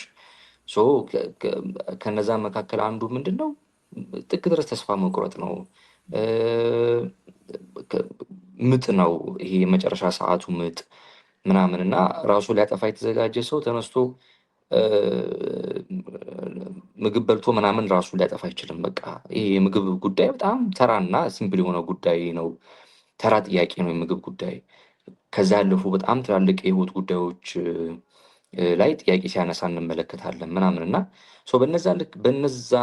በዛ ልክ ተስፋ የቆረጠ ሰው እዚህ በጣም ትንሹን የምግብ ጥያቄውን ልናሟላለት አንችልም፣ እንደ እንትኑ እንደ ካራክተር አገነባቡ ማለት ነው። እና አንዱ እሱ ነው። ሌላው ደግሞ የቅድም እንዳልኩሽ አንዳንድ የእንትኖች አጋጣሚዎች ታሪክ ውስጥ የተጠቀሱት ተጋነዋል ተብሎ የተጠቀሱት እንትኖች እኛ አልደረስንባቸው ማለት ነገርየው አልተኖረም ማለት አይደለም። በተለይ ደግሞ እንደ ማህበረሰብ ምናምን ደግሞ የባለፈው የሰሜኑ ጦርነት ብዙ ነገሮቻችን ገለጥለጥ አድርጎልን ሂዷል ይመስለኛል። እና ከነዛ እንትኖች ኤሌመንቶችን ወስጄ መጽሐፍ ውስጥ ለማካተት ሞክሬያለሁኝ። ይሄ እዚህ ጋር ተጋኗል ለሚለኝ ሰው አይ በዚህ ቦታ ላይ እንደዚህ ሀፕን አድርጓል። ድመት እንዴት የካራክተር የሰውየውን ደም ሊልስ ይችላል? በዚህ ልክ እንዴት ጨለማ ሊሆን ይችላል ምናምን ካልን ቅድም ያልኩሽ የታሪክ አጋጣሚ ላይ የሰሜኑ ጦርነት ላይ ህፃናት ልጆች በድመት ተበልተዋል የሰሜኑ ክፍል ላይ። ይህንንም እንደ ማጣቀሻ ልናነሳ እንችላለን እና ዞር አንልም። በቃ ብዙ ነገሮች ብዙ ቦታዎች ላይ ተፈጥረዋል፣ ብዙ ቦታዎች ላይ ሀፕን አድርገዋል እና እኛ አልደረስንባቸውም፣ እኛ አልተመለከትናቸውም ማለት ነው። እሱ እንትን አለ።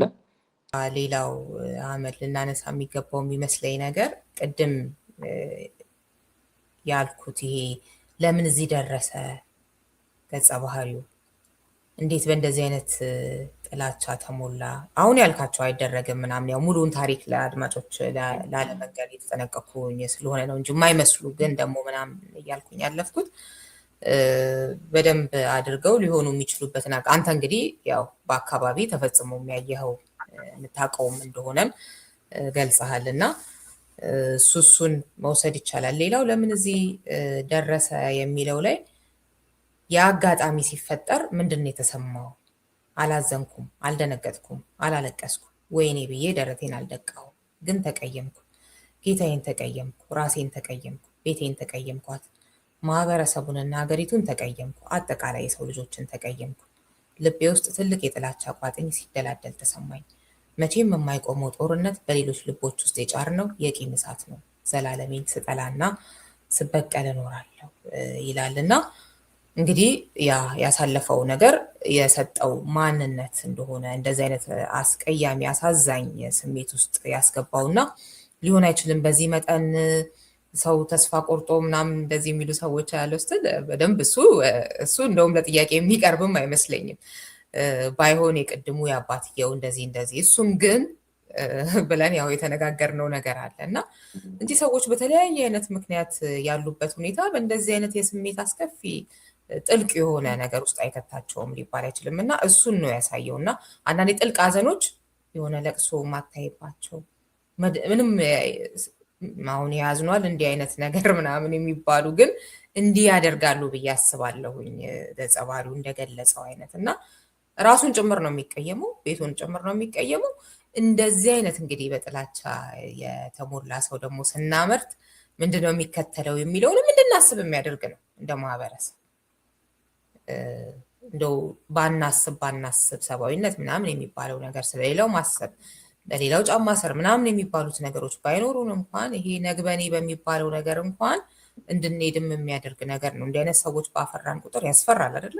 እንደዚህ የሚያስብ ሰው ራሱን እየበጣ ደስ የሚለው ሰው በስቃዩ ምናምን በሌላውማ ምን ያንን ግን እንዴት ተሰራ ምናምን ምን እየሰራ ነው ጦርነቶች ምን እየሰሩ ነው ምናምን የሚለውንም ነገር በደንብ አድርገን እንድናይ የሚያደርግ ነገር ነው እና ብዙ እንዳሰብክበት በደንብ አድርጎ ያስታውቃል። ህይወትን ዓለምን የሚያይበት መንገድ ምንድን ነው የቀረጸው እያልን ከታሪኩም በመነሳት በቀጫጭን መስመሮችም ስንመረምር አይ እንዲህ አይነት ስሜት እኮ መሰማቱ አይገርምም እንድንልም የሚያደርግ ነው። በቂ መደላድልም ሰጥተሃል ብዬ አስባለሁኝ እና አይሆንም ያሉ ሰዎች ያው በደንብ አድርገው ቢያነቡት እንዴት እዛ ጋር እንደሚያደርስም በደንብ አድርጎ ያሳያል ብዬ አስባለሁ። እኔ ብቻ እንዳልይዘው ከመጽሐፉ ክፍል ከርዕሰ ጉዳዮቹ ከታሪኩ ሊሆን ይችላል። ይሄኛውን ደግሞ እናውራበት የምትለውን አንተን ደግሞ እድል ስጥ።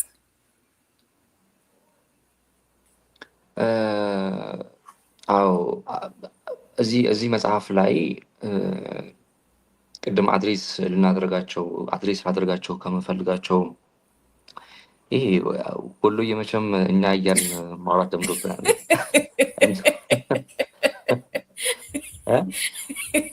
ኃይለ ሥላሴና ወሎዬ እኛ እያልን የምናወራው ቻሉ። እንግዲህ በነገራችን ላይ ስለሱም ትንሽ ብትልን ደስ ይለኛል። ይሄኛውን ትመለስበታለህ። እንደውም ወሎና ስነ ጽሁፍ ራሱ አጋጣሚ ሆኖ እንደዚህ ማለት መሆናቸውንም ራሱ ሳላቅ ብዙ ልጆች እንደዚህ ጽሁፍ ላይ ምናምን ያው እንትና ወሎዬ ነው ለካ እላለሁኝ እና ወራንተም እና እሱን ትንሽ ብለህበት ወደ ተነሳንበት ትሄዳለህ። አዎ አይ ብዙ ቦታ እንትን እላለሁኝ። አሁን አዲስ ሰው ጋር ሳወራ ምናምን እኛ ምናምን ስል ሌላ ሰው ይጠብቃሉ እና እኛ ስል እኔ እና ልምድ ሆኖብን ነው ስነ ጽሁፍና ወሎ ውይ በጣም ደስ ይላል። እኔ የስነ ጽሁፍ ሰው ሆኖ ወሎዬ ከሆነ ብዙም እንትን አለም ማለት ብዙም አልገረም። የሆነ ጽሁፍ አይቼ ጸሐፊው ወሎዬ ከሆነ ብዙም እንትን አለም። በቃ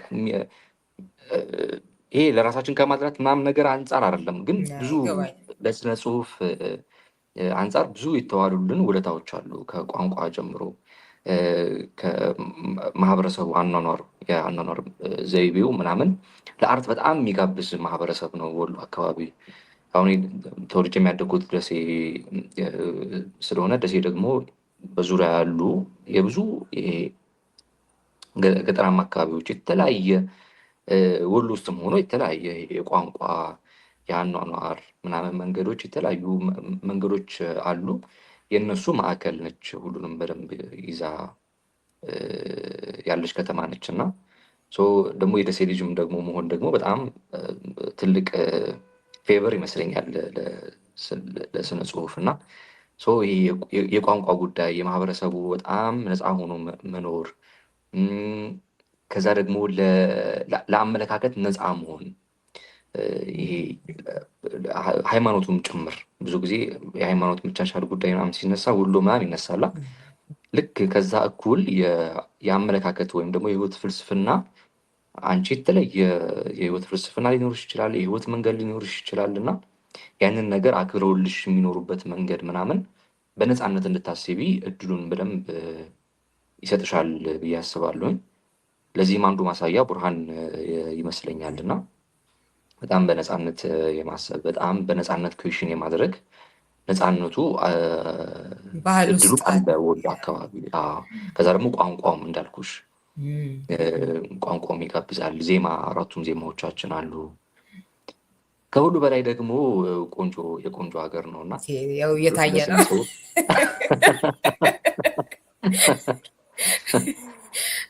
ለስነ ጽሁፍ በጣም ጥሩ እንትኖች ናቸው፣ ጥሩ ኤሌመንቶች ናቸው እና ያው ወሎዬ መሆን እነዚህን ፌቨሮች አግኝተናል ስነ ጽሁፍ ውስጥ ለመግባት ማለት ነው እና ለዛ ነው ልልሽ ፈልጋለሁ። ከዛ ወደ እንትኑ ስመለስልሽ ምንድን ነው ቅድም አድሬስ ላደርጋቸው ከመፈልጋቸው አካላቶች መካከል አንዱ ምንድን ነው አንቺም እንዳነሳሽው ካራክተሩ ከየት ተነስቶ ነው እዚህ የደረሰው ብለን ስንመረምር የተነሳው ከቤተሰቡ ነው፣ ከምታሳድገው ከእናቱ፣ ከዛ ደግሞ ጥሏቸው ከሄደው አባቱ፣ ከዚህ በኩል ከመገፋት፣ ከዚህ በኩል ደግሞ ከናፍቆት፣ ከዚህ በኩል ከመኮርኮም፣ ከዚህ በኩል እቅፍ ከመፈለግ የመነጨ ጥላቻ፣ የመነጨ ተስፋ መቁረጥ፣ ከዛ የመነጨ የህይወት ፐርፐዝ ማጣት ከነዛ ነገሮች የተወለደ ስሜት ነው የካራክተሩ ስሜት ወይም ደግሞ አሁን ያለበት የስነልቦና ውቅሩ ማለት ነው እና እነማን እንዲደርሳቸው እፈልጋለሁ ወይም በዋነኝነት ቤተሰብ የምርም ማለት ነው ልጅ ያላቸው ወላጆች በምን አይነት መልኩ ነው ልጆቻችንን ማሳደግ ያለብን የሚሉትን ነገሮች በደንብ መልእክት እንትን ይላቸዋል ያሳልፍላቸዋል ብዬ አስባለሁኝ እና ወላጆች በደንብ ቢመረምሩት። ምክንያቱም ሀገር የምትገነባው ኦልሬዲ ወላጆች ባዋጡት ልጆቻቸው በኩል ነው እና የሀገር ውድቀትም እድገትም ቀውሱም ሰላሙም ሊፈጠር የሚችለው ከወላጆች በወጡ አዳዲሱ ትውልድ አዳዲሱ ልጆች ናቸው እና ሰው እነዚህ ላይ በደንብ ይሄ የልጆች አስተዳደግ ላይ በደንብ ቢሰራበት ብዬ ሪኮመንድ አደርጋለሁ። ሰው ወላጆች ከልጆቻችን ጋር ምንም መምሰል አለብን፣ ምን አይነት መስተጋብር እንትን ማለት አለብን የሚሉትን ነገሮች ቢመለከቷቸው መልካም ነው። ሁለተኛ እንትን ደግሞ እኛም ወጣቶች እኩዮቻችን ጋር ያለን እንትን ምንድን ነው? ቅድም ካራክተሩ ብዬ የለ ራሱን የሚያጠፋ አይነት ካራክተር አይመስልም ያነሳቸው ሀሳቦች ምናምን። እኔ ከታዘብኩት እንትን ምንድን ነው ሜቢ ጉዳዩም ላይ በደንብ ጥልቅ የሆነ እንትን ያላቸው እውቀት ያላቸው ወይም ደግሞ ጉዳዩ የሚመለከታቸውም ሰዎች ሜቢ ይሄን ነገር ሊጋሩ ይችላሉ ብዬ አስባለሁኝ። ራሳቸውን የሚያጠፉ ሰዎች ብዙ ጊዜ አይተሻቸው ከሆነ ወይም ደግሞ አጋጥሞሽ ከሆነ ቀን ላይ በጣም ሰላማዊ ትናንትና አብረው ምሳ በጣም ደስተኛ ሆነው አብረውን የበሉ ምናምን ማታ ላይ ራሳቸውን ኦልሬዲ አጥፍተው እንትን እንላቸዋለን። ራስን የማጥፋት እንትን የቅጽበት የኢሞሽን ጉዳይ ነች ምናምን፣ ይሄ የምታስቢበት ምናምን አይደለም። ቁጭሽን ልክ እንደዛ ካራክተር ተብሰስሎት ውስጥ ከገባሽ ይሄ አንኮንሽስ የሆነው ማይንድሽ ምናምን እንትን ይላል፣ ምክንያት ያገኛል ምናምን እና የቅጽበት ጉዳይ ነው ራስን የማጥፋት ጉዳይ እና ያ ካራክተር ራሱ የሚያጠፋ አይመስልም በዛ ተብሰስሎት ውስጥ ሲያልፍ እና ምናልኩሽ ለዚህ ነው። እና ምን ልልሽ ነው አጠገባችን ያሉ ሰዎቻችንን የምርም በደንብ በቅርበት ማዳመጥ መቻል፣ ትከሻዎቻችንን በደንብ ሰፋ ማድረግ መቻል። ነገርየው በደንብ አውርደን ስናየው በቃ ማልቀስ የሚፈልጉ ጓደኞቻችን ትከሻችንን ላይ እናስደግፋቸው፣ ያልቅሱ፣ ችግር የለውም እናዳምጣቸው ምናምን። ያው ማልቀስ ሲባል እምባ እንዳልሆነ ያዘልኝ እነሱ እንትኖች ቢመለከቷቸው ይሄ ወጣቱ ማህበረሰብ እኩዮቻችንን በምን አይነት መልኩ ነው በምን አይነት አፕሮች ነው እየቀረብናቸው ያለ ነው። የሳቁት ጓደኞቻችን ሁሉ ደስተኛ አይደሉም፣ የሳቁት ሁሉ ተስፋ አላቸው ማለት አይደለም እና በደንብ ችግሮቻቸውን በደንብ ብንደማመጥ፣ እኛም ደግሞ ችግሮቻችንን ሼር ብንደራረግ፣ ብናወራ፣ ጠረጴዛዎቻችንን ለኮንቨርሴሽን ክፍት ብናደርግ ሚል እንትን አለው። ከዛ ደግሞ ሶስተኛው ደግሞ የእምነት ጉዳይ የሚመለከታቸው የሃይማኖት አባቶች ሊሆኑ ይችላሉ። አጠቃላይ እምነት ላይ ያለን ብለው እንትን የሚሉ እንትኖች የምርም ይሄ የእምነት ጉዳይ አሁን ጉዳዩ ከኛና ከፈጣሪያችን ጋር ወይም ደግሞ ከፈጣሪ ከምንለው አካል ጋር ያለው መስተጋብር ብቻ ነው ወይ ጉዳዩ? አሁን የእምነት ጉዳዮቻችን ሌላ በየጎን የሚገቡ ይሄ የዘር የሃይማኖት ምናምን ጉዳዮች ሳይቀላቀሉ የምርም ወጣቱ ማህበረሰብ ከእምነቱ ጋር ያለው መስተጋብር ከነዚህ ጉዳዮች የጸዳ ነው ወይ? ምክንያቱም እምነት ራሱን ችሎ ያድናል ብዬ ስለማስብ ማለት ነው። እና ሰውየው አንባቢው በምንም ጉዳይ ይመን፣ በምንም ጉዳይ ላይ ልቡን ያሳረፈበት ጉዳይ የሚያምንበት ጉዳይ ያድነዋል ብዬም ስለማምን ማለት ነው። እና የእምነት ጉዳዮቻችን በደንብ ሊፈተሹ ይገባሉ። ይሄንን መፈተሽ ያለባቸው ደግሞ የሃይማኖት ተቋማት። ይሄ ምንም ነገር ያልተበረዘው የእምነት ጉዳይ የምር አሁን አለ ወይ? ሃይማኖቶቻችን የምር አልተበረዙም ወይ? ቅድም ካልኩሽ የወቅታዊ ጉዳዩ፣ ፖለቲካው፣ ዘሩ፣ ኢኮኖሚውም ጭምር ሁሉም እየቦተረፈ የሚወስደው አይነት ጉዳይ ሆኗል የእምነት እንትናችን እና አቋማችን። እነሱ ይመልከቱት። አራተኛው ደግሞ ከፍ ሲል ደግሞ የሀገር መሪዎች ሊመለከቱት ይገባሉ። ቅድም እንዳልሽው እኛም ማንውልበት ሜዳ ላይ ሰዎችን መጥራት መቻል ምን ያህል ዋጋ እንደሚያስከፍል ልንመለከት እንችላለን። በእኔና በመጽሐፉ መልክ በኩል ማለት ነው። በእኔ ያኗኗር መንገድ እና በመጽሐፉ ይሄ ጥሪ ወደ ሞት ይላል። እኔ እዚህ በጣም ብራይት የሆነ ህይወት እየኖርኩ ነው ምናምን ይህንን ልንፈክረው እንችላለን። የሀገር መሪዎቻችን ወይም ደግሞ ጉዳዩ የሚመለከታቸው ጥሪ የሚያደርጉ እንትኖች አካላት ጭምር ማለት ነው እና እነዚህ አራት የማህበረሰቡ ክፍሎች በደንብ ቢመለከቱት የሚል እንትን አለኝ፣ የሚል ሀሳብ አለኝ እና ከዛ ደግሞ አንባቢዎች ደግሞ ድርሰት ብቻ እንደሆነ አድርገው ቢወስዱት፣ በቃ ሲዘውት ኖርማል ላይፋቸውን ይቀጥሉ እንደ ሌሎች መጽሐፎች ቢወስዱት የሚል ሀሳብም አለኝ። እውነት ነው። አሁን ካነሳቸው ውስጥ የመደመጥን ጉዳይ ስታነሳ አንዳንዴ መፍትሄ ከሚሰነዝሩልን አፎች በላይ በጥልቀት የሚያዳምጡን ጆሮዎች ያስፈልጉናል። በመፍትሄ ሳይሆን በመደመጥ ብቻ የሚድኑ ህመሞች ብዙ ናቸው። ማቀፍ ደረጃ ያልደረሱ በመዳበስ ላይ የሚገኙ መነካካቶች ብቻ የብቸኝነት ቆፈን ይገፋሉ። አንዳንዴ ውስጥ የብቸኝነት ዓለም ጭው እንዳለ በረሃ ይሆንብኛል። አጠገቤ ያለውን ግምት ራስ አንስቼ አቅፋለሁ፣ አይኖቼን እጨፍናለሁ። እንደዚህ እያለ ይቀጥላል እና የመደመጥ ጉዳይ በእንደዚህ አይነት ሁኔታ ውስጥ ለሚያልፉ ሰዎች ምን ማለት እንደሆነ መፍትሄ ከመሰንዘር በላይ እንደሆነ አንዳንዱ አይጠፋህም እኮ አንዳንዱን ነገር አይደል መፍትሄ ሲሰነዘር ምናልባት ያም ሰው ነገርየው ጠፍቶት አይደለም፣ ምናልባት ያን የሚያደርግበት ነገር ቸግሮት ይሆናል፣ አልቻለ ይሆናል እንጂ ሀሳቡ እኛ የምንሰጠው አይነት ሀሳብ እሱ ጋር የበለጠም ሊኖር ይችላል። እና ይሄ የመደመጡ ሼር የመደረጉ ነገር ግን በቃ የሆነ አስብልሃለሁ አስብልሻለሁ አይነት ነገር የሚለውንም ስሜት ስለሚያሳድርም ጭምር እሱንም ብናስብ እንዴ እኮ ቀላል ነገር ነው፣ ለምን እንዲህ ያላረክም፣ ለምን እንዲህ ያላረክሽም ምናምን አይነት ነገር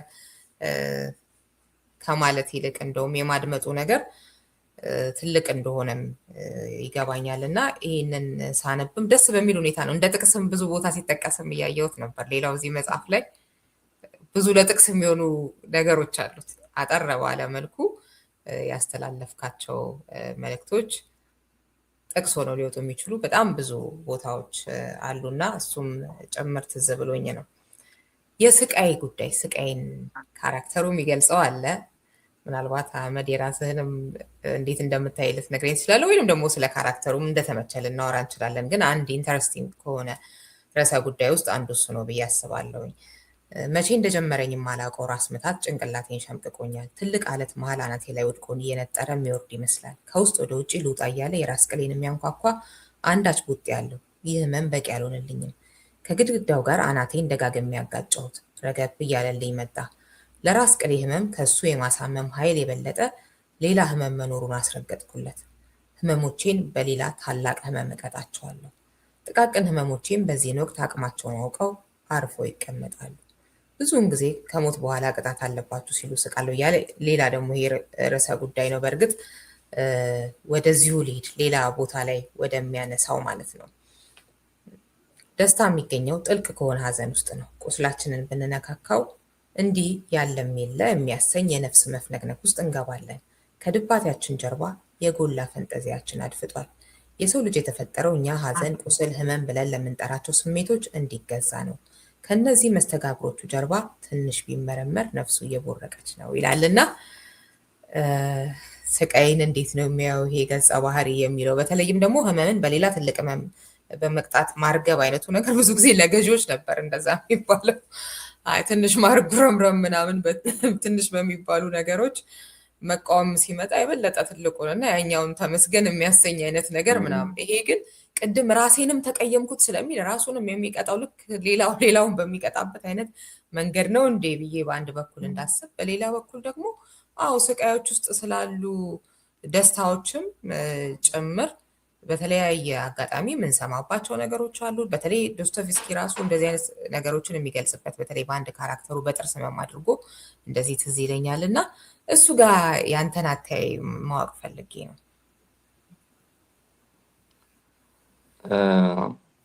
ቅድም አነሳሁልሻ እንትን አንባቢ ልብና አእምሮ በደንብ ከፈታ አድርጎ ቢመለከት ጉዳዩ የሆነ ነገር ማሳለፍ ከመፈለግ አንጻር ነው። አሁን ለምሳሌ አንዱ የህመም ጉዳይ ነው።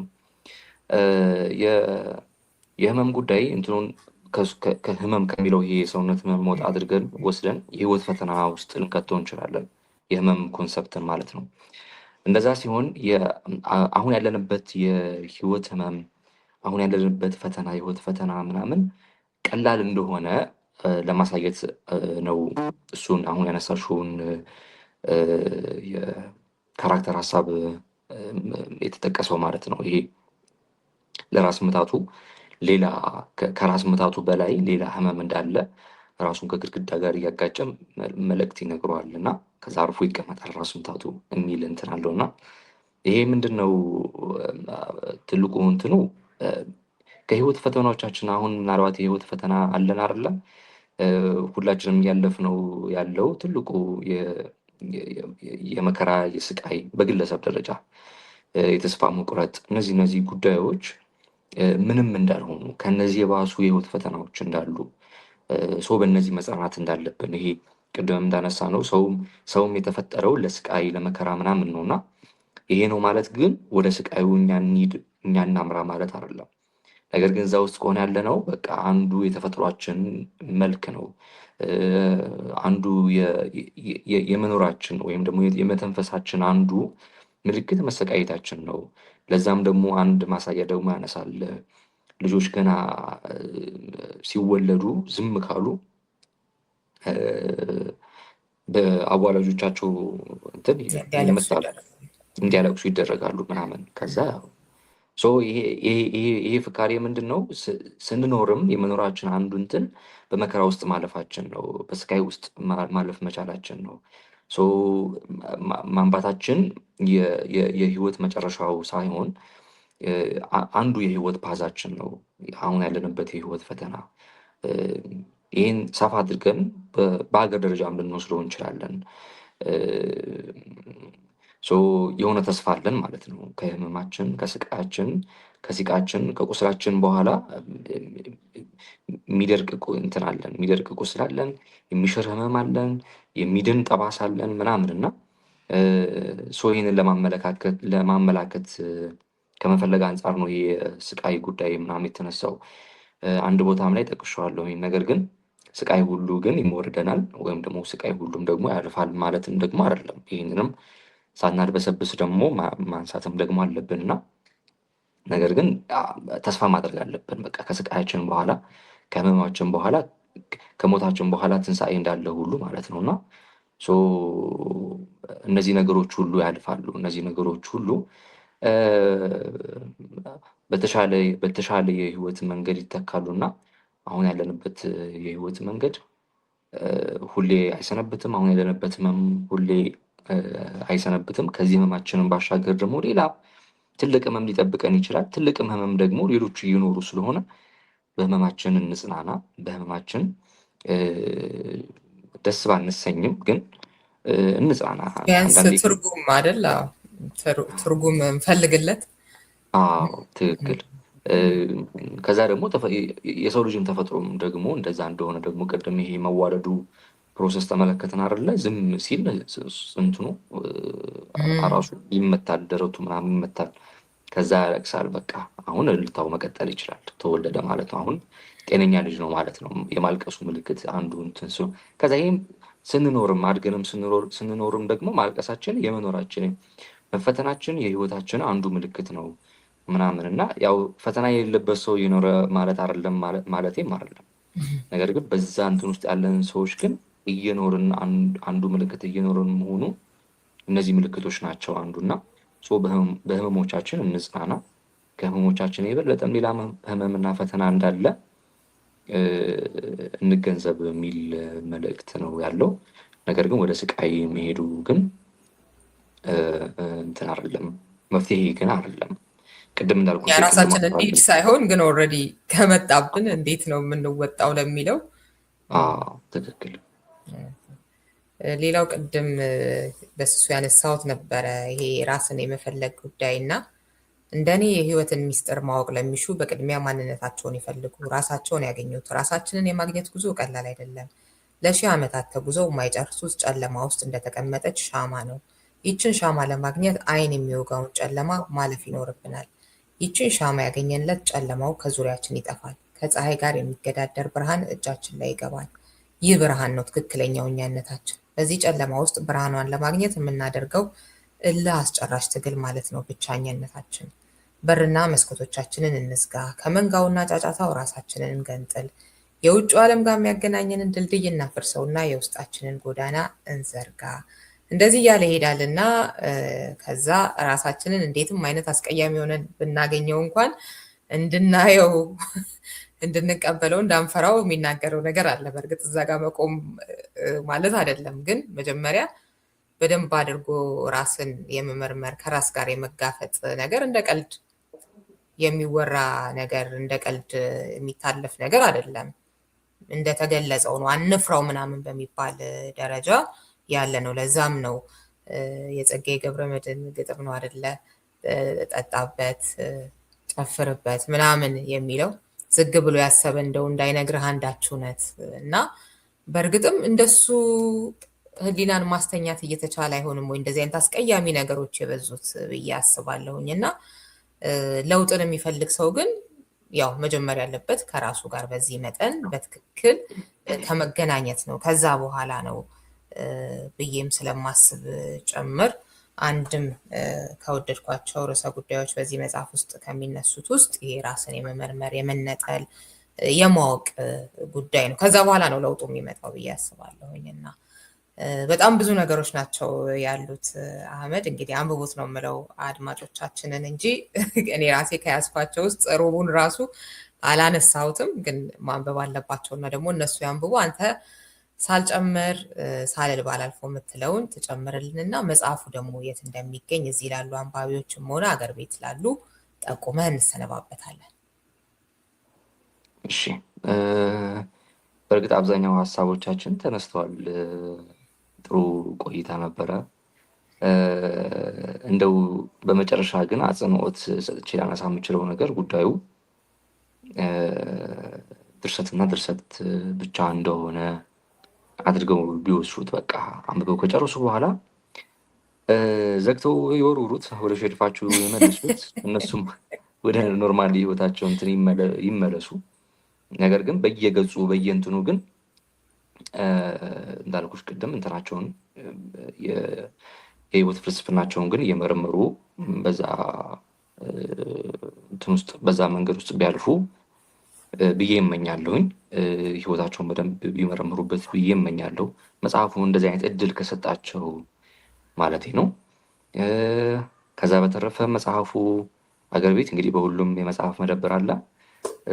ውጭ ደግሞ አሁን በቅርቡ አማዞን ላይ ተጭኗል። አማዞን እና ኪንድል ላይ ጭነነዋል እንትኑን።